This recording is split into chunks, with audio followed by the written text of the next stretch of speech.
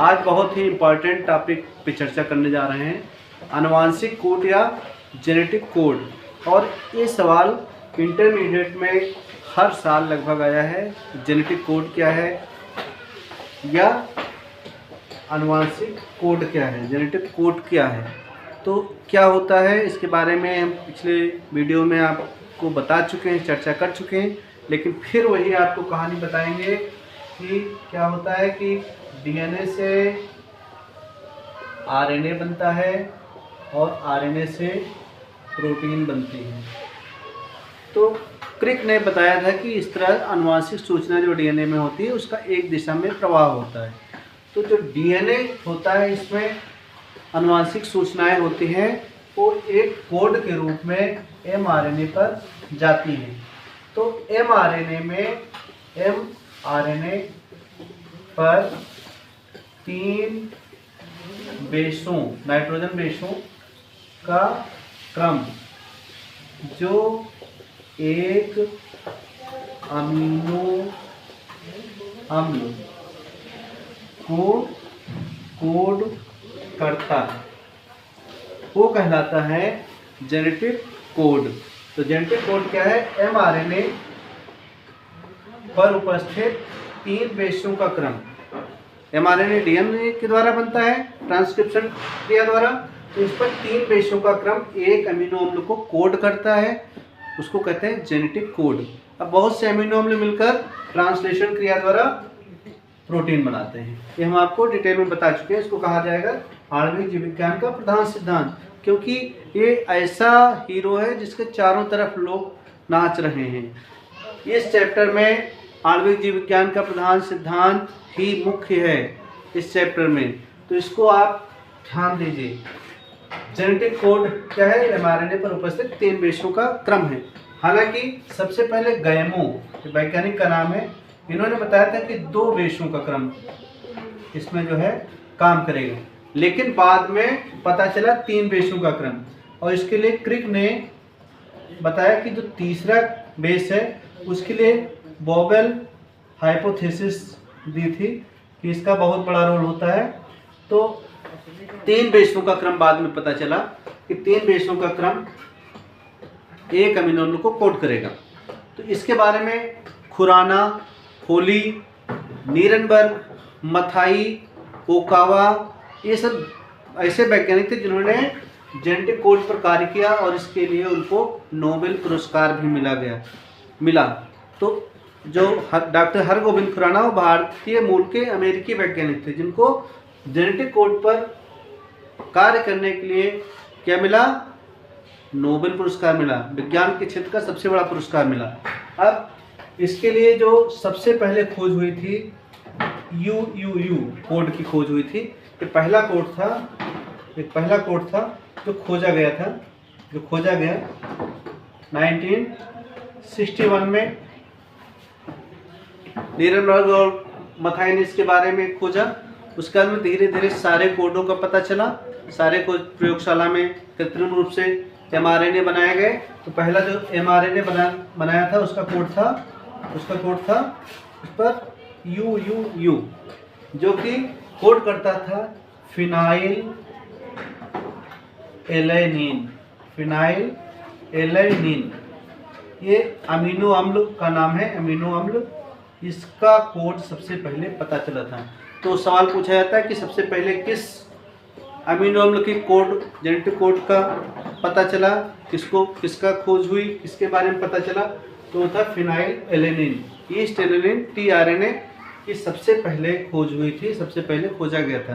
बाद में प्रयोगशाला में और भी खोज हुए और कुल मिला के 64 कोडों का पता चला। 64 कोड हैं। तो वही वो संभव है क्योंकि इसकी जो विशेषताएं हैं उसमें ट्रिपलेट कोड इसकी मुख्य विशेषता है। तो ट्रिपलेट है, इसीलिए 64 कोडान इसका 64 तरह के कोड पाए जाते हैं। ओके, तो क्या है? डीएनए से एमआरएनए बनता है। एमआरएनए पर अमीनो अम्लों को कोड करने वाला जो बेसों का, नाइट्रोजन बेसों का क्रम है वो कहलाता है जेनेटिक कोड। अब देखते हैं जेनेटिक कोड या आनुवंशिक कोड की विशेषताएं। इसकी विशेषताएं क्या है? पहला है कोड त्रिक होता है। अब त्रिक क्या होता है? त्रिक का मतलब तीन होते हैं, त्रिक का मतलब तीन बेस होते हैं। जैसे आपने देखा यू यू यू, ये किसको कोड कर रहा है? Phenyl alanine. तो एक कोड जो है ऐसा होता है जिसमें तीन बेस होते हैं। क्लियर? तो पहली विशेषता हुई कूट त्रिक होता है। दूसरा है कूट अपह्रासित होता है। अपह्रासित होता है, इसकी दूसरी विशेषता है कि जो जेनेटिक कोड होता है वो अपह्रासित होता है, डिजेनरेट होता है। कि एक जो अमीनो अम्ल है उसको कई कोड जो है उसको कोड कर सकते हैं। जेनेटिक कोड उसको एक अमीनो अम्ल को कोड सकते हैं, क्योंकि अमीनो अम्ल टोटल 20 तरह के हैं और जेनेटिक कोड कितने हैं? 64 प्रकार के हैं। तो इसी से आप अंदाजा लगा लीजिए कि जेनेटिक कोड कुल कितने कूट हैं, कूट या कोड 64 प्रकार के हैं। अब 64 प्रकार के हैं और अमीनो अम्ल केवल कितने हैं? एमिनो एसिड 20 ही है, जो कि प्रोटीन बनाते हैं अलग अलग क्रम में जोड़ के। तो इस तरह से 20 अमीनो अम्ल है तो 64 कूट है। जाहिर सी बात है कि एक कूट जो है कई अमीनो अम्ल को कोड कर सकता है। तो इसको कहेंगे कूट अपह्रासित होता है, डिजेनरेट होता है। अगला है कूट अनतिव्यापी होता है, नॉन ओवरलैपिंग होता है, ओवरलैप नहीं करता है, नॉन ओवरलैपिंग कोड ये होता है। इसकी विशेषता नेक्स्ट हो गई। उसके बाद में कूट असंदिग्ध है, नॉन एम्बिगुअस। तो कूट जो होगा वो क्लियर होगा किस अमीनो एसिड को कोड जो है कोड करेगा, कौन सा अमीनो एसिड आकर उस पर जुड़ेगा, ये क्लियर होता है, असंदिग्ध होता है। ऐसा नहीं कि कोई भी अमीनो अम्ल आके जुड़ जाए। अगला है कूट सार्वत्रिक होता है। सार्वत्रिक कूट होता है मतलब एक जो कूट होता है वो खास अमीनो अम्ल को ही कोड करता है, एक खास अमीनो अम्ल को ही कोड करता है। लेकिन बाद में पता चला कि इसमें भी कुछ अपवाद पाए जाते हैं, खासतौर से प्रोटोजोआ में पाए गए हैं इस तरह से अपवाद। कूट नहीं तो आमतौर पे सार्वत्रिक होता है, यूनिवर्सल होता है, सारे प्राणियों में एक जैसा होता है। इसके बाद में कूट कामा रहित होता है।